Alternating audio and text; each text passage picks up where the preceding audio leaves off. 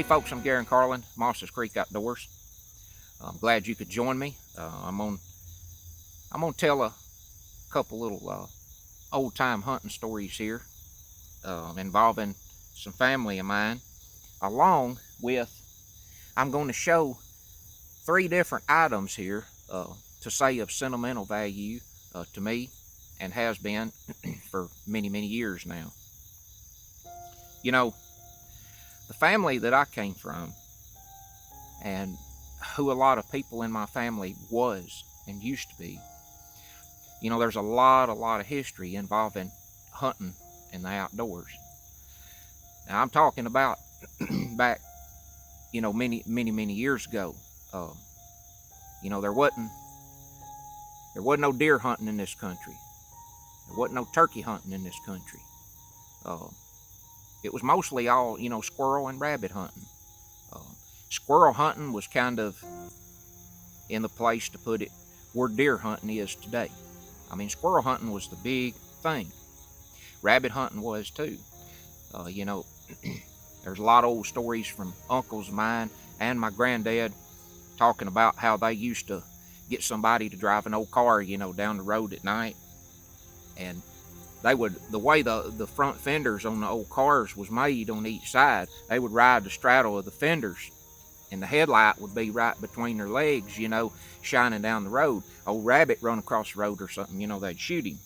And they done that, back then to, getting food to eat. They, like I've stated in other previous stories before, hunting back then in those days, you didn't do it just because you wanted to.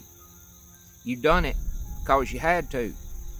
If you was gonna put meat on the table, you had to hunt. You didn't go to the store and buy your meat, all this frozen stuff and all that.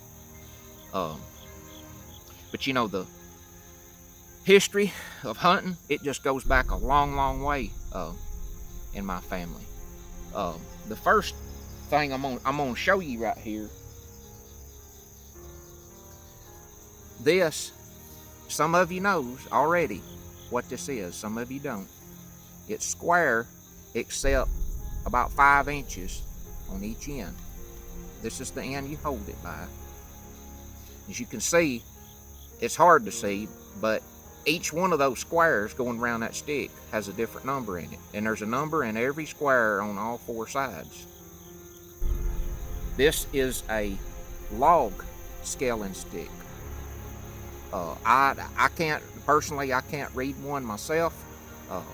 I don't think my granddad could read one, but he he made this out of an old scrap piece of native pine. I can't tell you how long ago.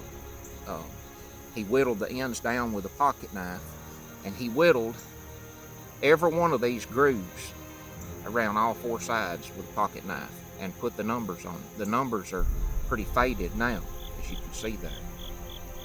What it does, when you're able to read one, you put this across the end of a log, and it will tell you how many board feet, like that a 8-foot log would total out to be, how many board feet of lumber. But I remember hearing him tell some stories about where this stick came from. It was a tract of land just a couple of miles up the road from where I was raised, and there used to be some big, huge native pine trees on that place. And back then, somebody had an old sawmill set up and was sawing lumber on that property, and he went by there one time and picked up that scrap piece of pine, and made this log scaling stick out of it. But this stick has been around many a day. I remember seeing it all my life when I was growing up, as a young kid. It's just amazing to look at, different stuff that you can hang on to and save like that. This next thing here is an old recurve bow. I'm not for sure. I think this might be a bear. I've had this bow a long time. I can't even remember where I got it. It's solid wood. I had a guy to make a string to go on it to fit it, and it's got, I guess it's green fiberglass laminated on both sides of it. The wood looks like maple, which I took really good care of. I've shot it before. It's just a interesting bow, and I plan to hang on to it. This shotgun right here, this is my granddad's old shotgun. I'll tell you a little story involving it here in a second. It is model 503671 SB, made in Brazil by CBC. I say CBC. There is 3 long words that I can't even hardly begin to pronounce. First one starts with a C, the second one starts with a B, the third one starts with a C. But it just a lot of history involved in this gun. It's a single shot, full 2 3/4 only, full choke, and it's just slick out the end. Old break barrel. Still pop shells out of it real good. I got one right here.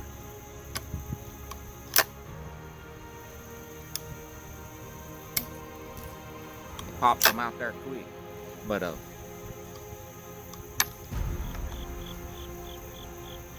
it's a solid wood gun. Got some fancy designs cut in the side of the metal right there. I've only seen one more gun just like it in my life in person. I haven't seen a whole lot of them, even online, and I've only found a video or two looking online involving this model gun. But what happened exactly? How my granddad ended up getting this gun. My grandmother had 6 brothers, and one of her brothers, not the oldest, not the youngest, either one of the brothers that was, one of the middle-aged ones there, he knew that my granddad had a recurve bow. And one time he wanted to borrow that recurve bow. His name was Gerald, Uncle Gerald, what I always knew him by. He borrowed that bow from my granddad, and I guess he wanted it to hunt with or something, but this has been back, I don't know, I would almost have to say every bit of 50 years ago. Maybe longer than that. Probably was longer than that. But I don't know what become of the recurve bow after he got it. If he lost it or what. Anyway, I don't know, just saying, I guess a year or two went by, and he didn't have the bow to bring back to my granddad. And well, he come across this shotgun. Instead of bringing the recurve bow back to my granddad, he brought the shotgun back to him. And that's how he ended up with a shotgun. That's one of the very first old stories involving hunting that I remember hearing as a very, very small kid. But this gun right here, it will, the only way I know to say it, it will kick you like I do not know what. You put a light load shell in it, just like the shell that I put in it there a while ago, it will kick you like you didn't know what. And how I know, I've shot it before. It's been probably, I don't know, it's probably been 13, 14 years since I shot this gun. Um, but it will bust your nose. It's really lightweight. It don't hardly weigh anything. And I've seen it turn my granddad's shoulder blue right here, right where his shoulder meets your body. I've seen it put a big bloodshot blue mark right here just from shooting it one time. And involving my granddad shooting it, that brings another old story to mind. When I was growing up as a really young kid, I might have been 7 years old. We was at home one night, and back then we had a lot of animals, you know, chickens, guineas, turkeys, just pretty much you name whatever animal, you know. But as far as chickens and guineas, we had probably 200 or more of them, just those together. And we had an old barn. The old barn's still there today.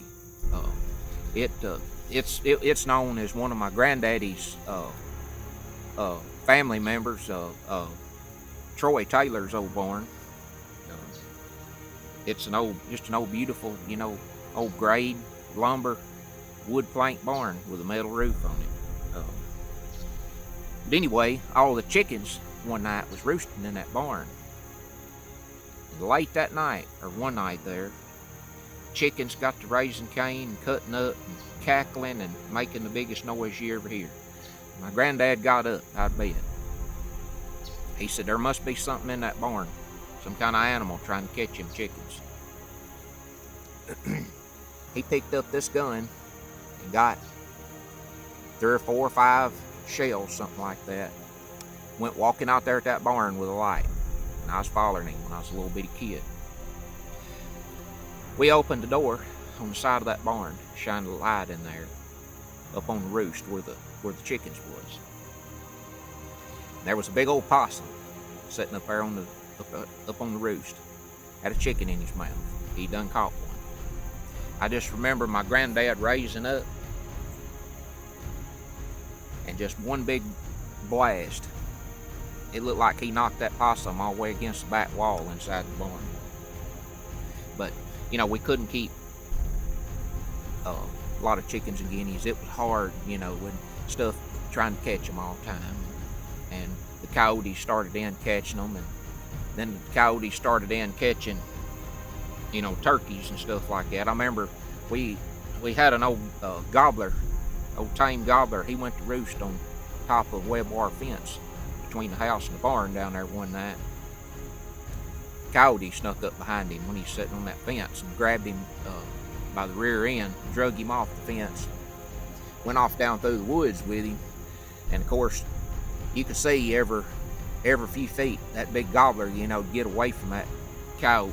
Leaves piled up, strode around and stirred up, you know, you could tell, and feathers, you could tell when that gobbler get away from that coyote. But he eventually drug him on off.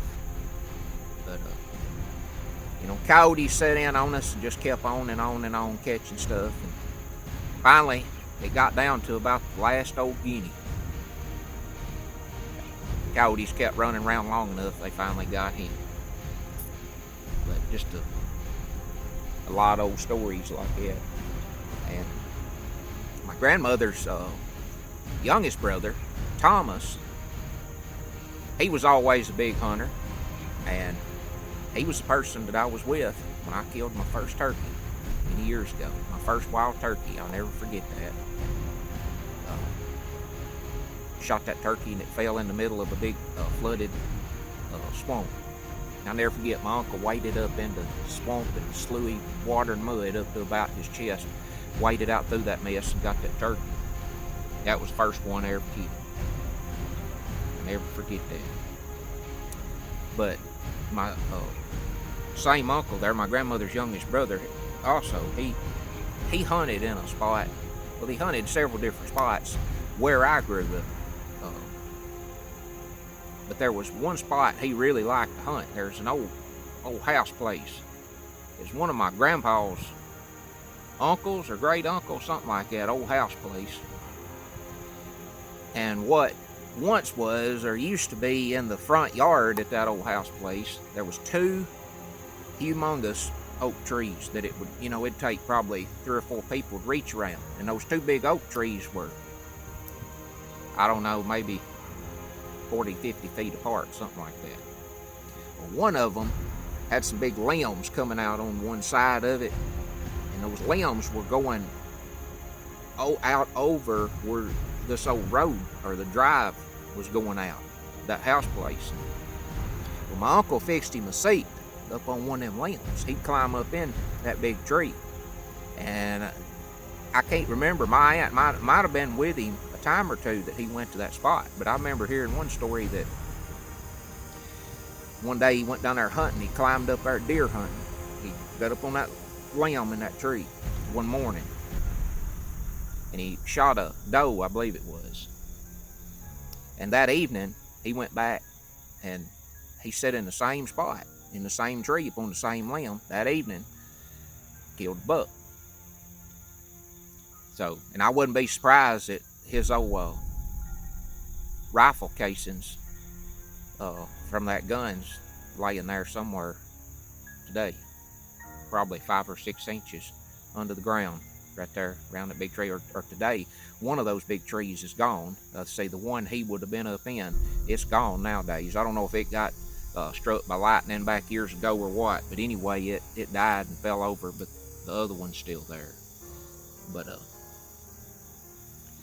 just a many old hunting stories, and I grew up my whole life listening to just one after another, and I'm thankful that I listen, to be able to sit and share a little bit of it with folks today. But it's like one old story I remember was my granddad's daddy, Theodore Carlin. He left the old house down there one time with an old shotgun, wanted to try to kill some squirrels. And he didn't have but 6 shells. Well, it wasn't long, he showed back up at the house, had 6 squirrels. So, and, I guess that was pretty much the end of the story with that one, and I guess everybody was happy, meat on the table.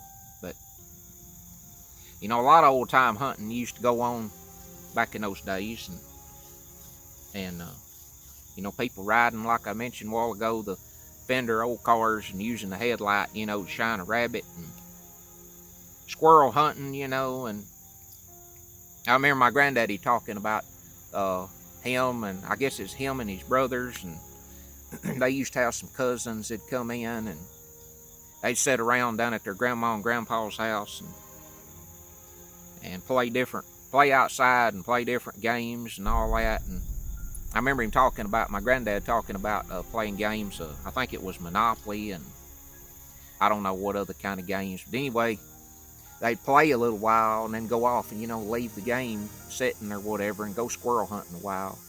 Come back and play more of the game. Then they'd quit the game again, either go back squirrel hunting or maybe go cut some firewood or do anything, whatever it might be, And far as predators in this country, we didn't have no coyotes back then. Foxes was a big thing that was catching everybody's chickens and all that back then. Didn't have to worry about no coyotes. And far as getting ticks on you, didn't nobody worry about no ticks back then. It wasn't no ticks. And so many old stories involving different folks burn all the woods off back then. People would get together, they'd set the woods on fire, and they just burn the whole country off. I mean, all through the woods. And they'd kill out no telling how many nuisance pests and insects we didn't need, and just burn them off. And a lot of people don't know it, but wildlife, they love where woods has been burned off. Matter of fact, I read a story 2 or 3 years ago in the Turkey Call magazine put out by the National Wild Turkey Federation. talking about how wild turkeys love burn plots. You know, if somebody burns off a section of woods or a big wood block or something like that, turkeys love that. After, you know, it's all cold out, no smoke, all that, turkeys love those burnout areas like that. But like I say, I'm just glad that, you know, I sit around and listen when I was a small kid growing up at the stories, you know, that my granddad talked about, my grandmother talked about, and my granddad and my grandmother's brothers. And a lot of old stories I've heard about, you know, a lot of my, or 3 or 4 at a time, my grandmother's brothers, you know, would come up. They'd all hunt back then, back many years ago, you know, all of them hunt at the same time, kill deers and all that. One more little story here. My granddad went deer hunting one time. Now, I think I'm getting this right here. He went deer hunting, and his youngest brother, Donald, went with him. My granddaddy was toting shotgun. I don't know. It may have been this shotgun right here. I can't remember hearing for sure. But anyway, he had a 12-gauge slug. And he said that his youngest brother, Donald, had, I believe he said, a 22 rifle. Well, they was walking through I believe it was kind of, well, it was a bottomland-like area close to the creek. And there was a buck deer come across in the front of them. Well, they both raised up and shot at the same time. But my granddaddy said there wasn't but one hole in the deer. So, as I ever heard, he kind of figured that maybe he shot a 1/10 of a second or something before my uncle did. And maybe my uncle's 22 bullet went through my granddaddy's slug hole in the deer. But heard about that for a long time. And you know, far as where you could go to hunt, my granddaddy said time after time again that, you know, it didn't matter. It didn't matter where you hunted. You know, because nobody cared. Nobody cared where you hunted back then. My granddaddy said he would get up. You know, it might be when he was a kid or at his mother's or whatever it was or might have been back then. He might roam miles and miles and miles in any direction, you know, in one day. I mean, he might roam 5 or 6 miles throughout one day, you know, in a big circle or something, squirrel hunting. The last thing he said you ever thought about was whose land you was on, because nobody cared. Nobody cared. You know, you was just out trying to get meat to eat. You just went hunting where you wanted to hunt, you know. You didn't think about it no other way. But I remember right there where a lot of that took place. My granddaddy's daddy, Theodore Carlin, he had a 200-acre piece of property right there one time before I grew up, close to it, just around the curve from it. And the road run through the middle of it. He had about 100 acres on each side of the road. Just a perfect big square block. It wasn't cut up or nothing. Well, there was an old guy that ended up buying up a lot of property in that area from a lot of people back then because they needed money or, you know, got behind on the property taxes or something like that. But it's a long story behind that. I could tell you a completely different, I could share a completely another different video on that subject with you. But anyway, my granddaddy's daddy ended up selling that 200-acre piece of property for $300. Well, this guy asked him about it if he wanted to sell it, and he told him no numerous times.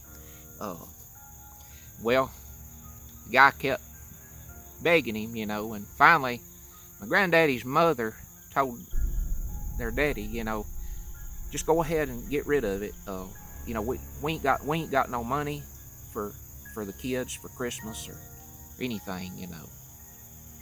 So it's hard to believe back then, you know. 200-acre piece of property for $300. It's hard to believe. But again, I'm glad that I sat around and I listened to all the old stories told by all the folks back then, and I'm glad that that's caused me to be able to sit around and tell some of them and share some of them with you. So until next time, from wherever it may be in the great outdoors, I appreciate y'all watching. I'm Gary and Carlin, Moss's Creek Outdoors, and I'll see you next time.